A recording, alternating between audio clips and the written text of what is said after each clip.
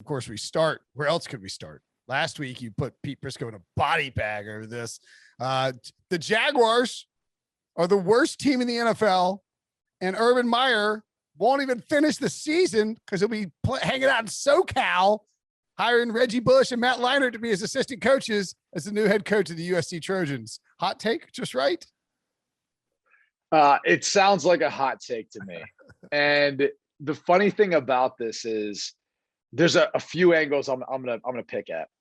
I think, and from my understanding, is if Urban Meyer wanted that job, he could have had it last year, maybe even the year before. Now, I do know that there was some hesitation on the part of the administration, in particular the president, and that had to do with how things ended at Ohio State.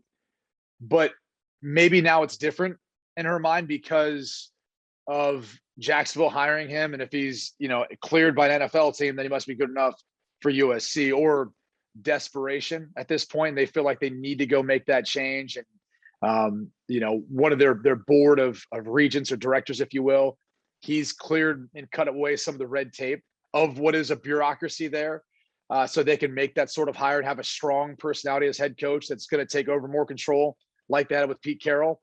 Maybe all that's changed since then, and maybe that would change his mind.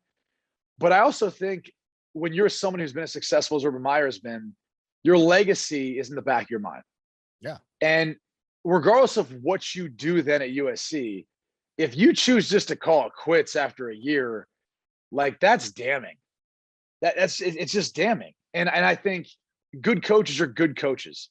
Nick Saban gave it 2 years, then he decided to go back to college. Mm-hmm. I think if he would have had more time, things might have worked out his direction. I'd love to see if he went back to the NFL now. I think you look at other guys like Matt Rule, who is off to a good start so far in Carolina in year 2. Cliff Kingsbury, off to a good start now as he's, and maybe it could be a prove itself year, but they've gotten better and better and better. So are you telling me those guys can do it, but you're not going to give Urban Meyer the chance to? Like, really? Like, we're going to act like after one game, after one offseason, like he's just going to say, I'm waving the white flag, I'm out. I'd rather just go to USC. And I'm not even so sure, by the way, USC is that easy of a rebuild because of how bureaucratic that institution is and everything else that you've got to deal with.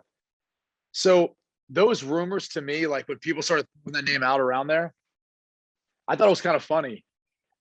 Just kind of knowing what I know and being around what I've been around. But I also think it's hilarious who said it, right? Like Mike Lombardi was one of the people. Oh, I got a text from a guy in the NFL. Do you know who's most scared of Urban Meyer being successful in the NFL?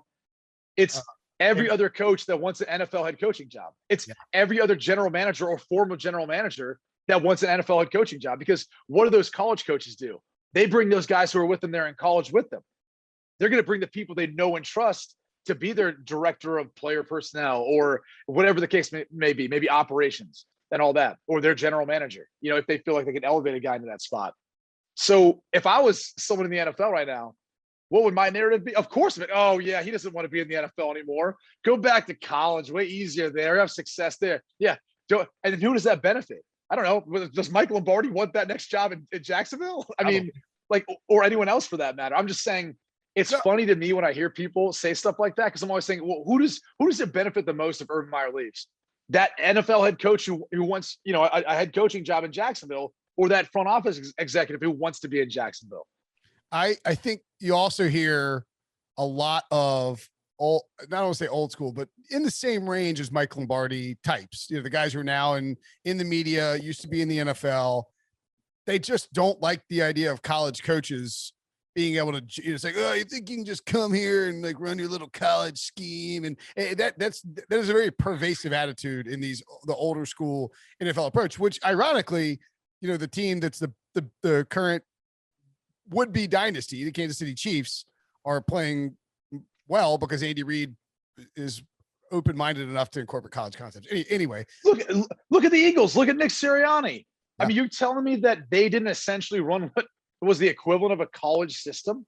I mean, we act like Chip Kelly didn't have success his first 2 seasons. And now looking back on that whole situation, I don't know how it's going to end, but maybe that was more Howie Roseman than it was really Chip Kelly getting in the way of their success. Or Chip Kelly, the GM, just screwing it up. And Chip Kelly, the coach, was good. Chip Kelly, the GM, was just a problem. And that's not unique to college coaches. So yes, I remember hearing when Chip Kelly was coming to the NFL, former GM saying, I mean, trust me, it ain't gonna work. It ain't gonna last. You're gonna shoot him and spit out. It's like, all right. He won 20 games his first 2 years in the regular season. Like, all right. I mean, people use his training schedule now more than ever. He's brought that the NFL. Urban Meyer is not leaving after 1 week. I mean, yes, it's an embarrassing loss. No, he's not leaving. I just look at it too, and I'm like, he's not gonna get paid as much, I would assume. I mean, I think you get paid more being an NFL head coach. I still think you're in a better situation. Like, I go back to that comment, whether it's Mike Lombardi or someone else. Dude, you still have a ton of draft picks. You've got cap space. You've got ownership that you got Trevor Lawrence. You got ownership that just signed on to building a new facility and all this other stuff in Jacksonville. I mean, everything's pointing up in the right direction. I know week 1 didn't look good, but I mean, Lawrence showcased some of his skill. It's just that roster's nowhere near where it needs to be. And I do think they'll be at a better spot at the end of the season. So 100% hot take.